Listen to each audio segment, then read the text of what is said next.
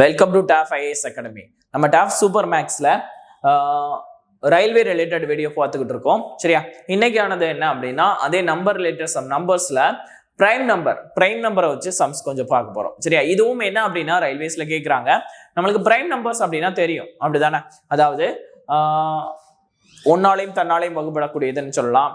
சரியா, அதுவும் இல்லாமல் பிரைம் நம்பருக்கு எந்தெந்த நம்பர்லாம் ரெண்டே டிவிசிபிலிட்டி வச்சிருக்கோ அது எல்லாமே பிரைம் நம்பர் அப்படின்னு சொல்லலாம். சரியா, அந்த மாதிரி இது நம்மளுக்கு இதுல என்ன அப்படின்னா சார்பகா எண். சரியா, அதாவது கோ பிரைமோ ட்வின் பிரைமோ அந்த மாதிரி கேட்குறாங்க. சரியா, அந்த மாதிரி பார்த்தோம்னா பாருங்க, இதுல என்ன சொல்லியிருக்காங்கன்னா பின்வருவற்றில் எந்தெந்த தொகுப்புகள் சார்பகா எண்களை உருவாக்குகின்றன என்பதை கண்டறியவும் அப்படின்னு சொல்லியிருக்காங்க.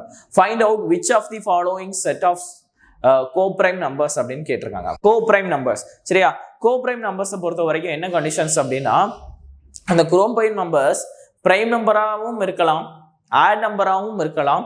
சரியா, அதே இது காம்போசிட் நம்பராகவும் இருக்கலாம். சரியா, பிரைம் நம்பராகவும் இருக்கலாம், காம்போசிட் நம்பராகவும் இருக்கலாம், ஆட் நம்பராகவும் இருக்கலாம், மூணுமாகவும் இருக்கலாம். சரியா, பிரைம் நம்பரா தான் இருக்கணும் அப்படிங்கிற அவசியம் இல்லை கோப்ரைம். சரியா, ஓகே. அப்ப பாருங்க, அதாவது என்ன அப்படின்னா காமன் ஃபேக்டர். சரியா, காமன் ஃபேக்டர் ஒன்னா இருந்துச்சுன்னா அது கோ பிரைம் அப்படின்னு சொல்லிடுவாங்க. சரியா, இப்போ இதுல பார்த்தோம் அப்படின்னா 12 7. சரியா, 12 7 21 42 3 9 43 129 அப்படின்னு 4 நம்பர் இருக்கு. சரியா, அப்படி பார்க்கும்போது 12 7. சரியா, 12 7 இது ரெண்டுக்கும் தான் காமன் ஃபேக்டர் ஒன்று மட்டும் இருக்கு. சரியா, மற்ற எல்லாத்துக்குமே என்ன அப்படின்னா வேற வேற ஃபேக்டர்ஸ் இருக்கு. சரியா, ஓகே. ஃபார் எக்ஸாம்பிள் இதுல வந்து என்னது 3 டிவைட் ஆகும்.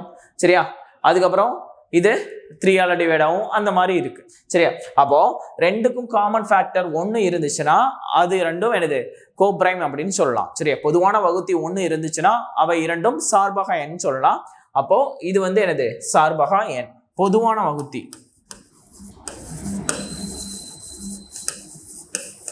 1. சரியா, இதான் என்னது சார்பகா எண் கோப்ரைம்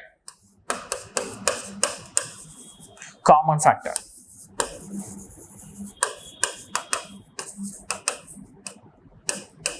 சரியா, ஓகே. இது சார்பகா எண் சொல்லலாம். அப்ப ஆன்சர் 12,7 அப்படின்னு வரும். சரியா, அடுத்து பாருங்க, அதுல பிரைம்ல என்ன அப்படின்னா ட்வின் பிரைம் நம்பர் அப்படின்னு சொல்லியிருக்காங்க. சரியா, ட்வின் பிரைம் நம்பர் அப்படின்னு சொல்லியிருக்காங்க. ட்வின் பிரைம் நம்பர் அப்படின்னா அடுத்தடுத்த பிரைம் நம்பரை குறிக்கக்கூடியது. ட்வின் அப்படின்னா என்னது அடுத்தடுத்த அந்த மாதிரி தானே இருக்கும். சரியா, அப்போ ட்வின் பிரைம் நம்பர்னா அடுத்தடுத்த பிரைம் நம்பரை கொடுத்துருக்குது. நம்மளுக்கு குழப்பறதுக்காக என்ன கொடுத்துருக்காங்க அப்படின்னா எல்லாமே அடுத்தடுத்த ஒற்றை எண்ணா இருக்கு. சரியா, ஒற்றை எண்ணா இருக்கு. இதுல என்ன கேட்குறாங்க அப்படின்னா எது ட்வின் பிரைம் நம்பர் இல்லை அப்படின்னு கேட்குறாங்க. சரியா, இருக்குன்னு கேட்கல. போன இதுல சார்பகா எண் எதுன்னு கேட்டாங்க, ஆனா இதுல வந்து ட்வின் பிரைம் நம்பர் இல்லை அப்படின்னு கேட்குறாங்க. சரியா, அப்ப பார்த்தோம்னா 11 13 ரெண்டுமே பிரைம் தான், அடுத்தடுத்த நம்பர் தான். ஸோ இது கிடையாது. சரியா, இது வந்து ட்வின் பிரைம் நம்பர். அடுத்து 71 73. சரியா, 71 73 இதுவும் என்ன அப்படின்னா ரெண்டுமே பிரைம், அடுத்தடுத்து இருக்கிறதுனால இது ட்வின் பிரைம் நம்பர். சரியா, அதுக்கப்புறம் 131 133. சரியா, 131 133 இதுல 131 ரெண்டுமே அடுத்தடுத்த நம்பர், எல்லாமே அடுத்தடுத்த நம்பர் தான்பா. அதை நம்ம குழப்பறதுக்காக நம்மளுக்கு பிரைம் நம்பர் எதுன்னு கண்டுபிடிச்சாதான் ஆன்சர் எடுக்க முடியும். சரியா, அப்படி பார்க்கும்போது 131 வந்து பிரைம் தான். சரியா, 131 பிரைம், இது காம்போசிட் நம்பர். சரியா, 19 into 7. சரியா, என்ன வந்துடும் 133. ஓகே, இது காம்போசிட் நம்பர். அடுத்தடுத்து இருந்தாலும் என்னது பிரைம் நம்பர் தான் பிரைம் நம்பர் அப்படின்னு சொல்லுவோம். இது அடுத்தடுத்து தான் இருக்கு, ஆனா ஒன்னு பிரைம் ஒன்னு காம்போசிட். சரியா, அதனால இதை ட்வின் பிரைம் நம்பர்னு சொல்ல மாட்டோம். சரியா, அப்ப ஆன்சர் இதுதான். ஓகே, அடுத்து பாருங்க. சரியா, இது பிரைம் நம்பரை வச்சு ஒரு கொஸ்டின். சரியா, what will be the product of the smallest prime number and any whole number except 0. சரியா, அப்படின்னு சொல்லுங்க. மிகச்சிறிய பகா எண் மற்றும் எந்த ஒரு முழு எண்ணின் பெருக்கல் பலனும் என்னவாக இருக்கும் 0வை தவிர அப்படின்னு சொல்லியிருக்காங்க. சரியா, நம்மளுக்கு ஸ்மாலஸ்ட் பிரைம் நம்பர் அப்படின்னு பார்த்தோம் அப்படின்னா சரியா எல்லாரும் 1 அந்த மாதிரி 1 3 இல்லை அந்த மாதிரி இது போவீங்க. சரியா, ஸ்மாலஸ்ட் பிரைம் நம்பர் என்ன அப்படின்னா 2.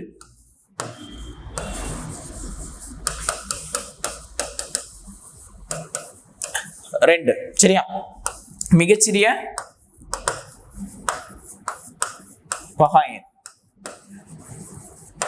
பகா எண் என்ன அப்படின்னா 2. இது கூட எந்த நம்பரை கூட்டினாலும் சரியா, எந்த நம்பரை கூட்டினாலும் எப்படி வரும் அப்படின்னா, ஃபார் எக்ஸாம்பிள் பாத்துக்கோங்க, 0 தவிரன்னு சொல்லியிருக்காங்களா, 1 கூட்டினாலும் சரி, 2 கூட்டினாலும் சரி, 3 கூட்டினாலும் சரி, 15 கூட்டினாலும் சரி, 34 கூட்டினாலும் சரி, எதை கூட்டினாலும் என்னது கிடைக்கிற நம்பர் ஈவன் நம்பரா தான் வரும். ஈவன் நம்பரா தான் வரும் சரியா. அப்போ கிடைக்கிற நம்பர் ஆல்வேஸ் என்னது ஈவன் நம்பர் சரியா, ஆல்வேஸ் ஈவன் நம்பரா தான் இருக்கும். Okay, answer always even number. அடுத்து பாருங்க,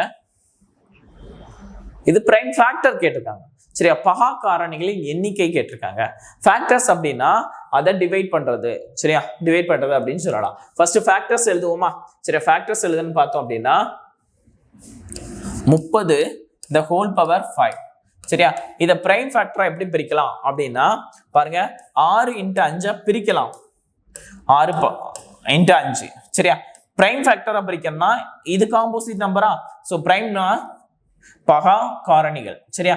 அப்போ 2 × 3 × 5 the whole power 5 சரியா. இதை தனித்தனியா எழுதும் போது எப்படி எழுதலாம், 2 power 5 × 3 power 5 × 5 power 5 அப்படின்னு எழுதலாம் சரியா. அப்போ இதுல மொத்தம் எத்தனை காரணிகள் இருக்கு, 5 10 15 சரியா, 15 பகா காரணி. அதே மாதிரி இங்க சரியா 24 சரியா, 24 பவர் என்னது 5 சரியா. இதை பிரிக்கணும் அப்படின்னா என்ன பிரிக்கலாம், 6 × 4 சரியா, பிரிக்கலாமா, ரெண்டுமே என்னது காம்போசிட். அப்ப அதை என்னது பிரைம் ஃபேக்டரா பிரிக்கணும் சரியா. பிரிச்சோம் அப்படின்னா 2 × 3 × 2 × 2 the whole power 5 அப்படின்னு வரும் சரியா. இதையும் தனித்தனியா பிரிக்கும் போது என்ன வந்துடும், 2 power 5 × 2 power 5 × 2 power 5 × 3 power 5 சரியா. ஓகே தானப்பா. இதுல எத்தனை ஃபேக்டர் இருக்கு, 4 × 5 20 ஃபேக்டர் இருக்கு சரியா, 20 காரணிகள் இருக்கு, 20ம் பகா காரணிகள். அப்போ 15 + 20 அப்போ எத்தனை ஃபேக்டர்ஸ் பிரைம் ஃபேக்டரா இருக்கும் அப்படின்னா 35 சரியா. ஆன்சர் 35. ஓகே தானே. பிரைம் ஃபேக்டர்னா கொடுத்துருக்கத சரியா, கொடுத்துருக்க காரணிகளா பிரிக்கணும், பிரிச்சு திரும்பவும் அதை என்ன அப்படின்னா காம்போசிட்டா இருந்துச்சுன்னா அதை பிரைமா பிரிக்கணும் சரியா, பகுதியா இருந்துச்சுன்னா பகா காரணிகளா பிரிக்கணும் சரியா. அதுதான் பண்ணியிருக்கோம், ஆரஞ்சா பிரிச்சிருக்கோம், 6 வந்து காம்போசிட், அதை திரும்படி பிரைமா பிரிச்சிருக்கோம்.